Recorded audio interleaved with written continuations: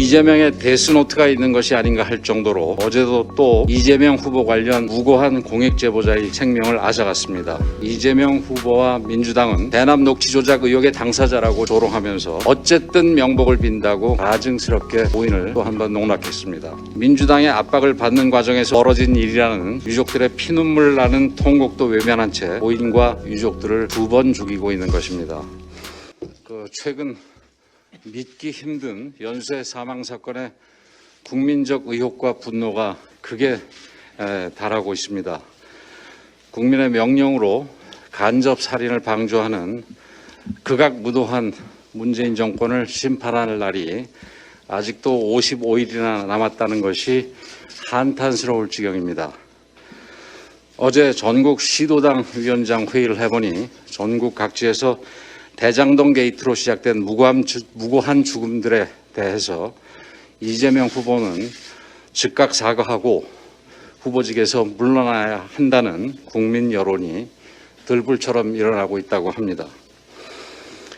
이재명의 데스노트가 있는 것이 아닌가 할 정도로 어제도 또 이재명 후보 관련 무고한 공익 제보자의 생명을 앗아갔습니다. 고인이 된 유한기 전 본부장과 김문기 전 처장에 이어서 세 번째로 이재명 후보의 변호사비 대납을 폭로한 이병철 씨가 모텔에서 싸늘한 죽음으로 발견됐습니다. 불과 한 달 전만 해도 자신의 SNS에 절대로 자살할 생각이 없다. 자기 아들, 딸 시집장가 가는 거 보겠다 하고 했던 고인이 왜 대장동 게이트에서 출발한 죽음의 열차를 탑승했는지 국민들은 강한 의심을 떨칠 수가 없습니다.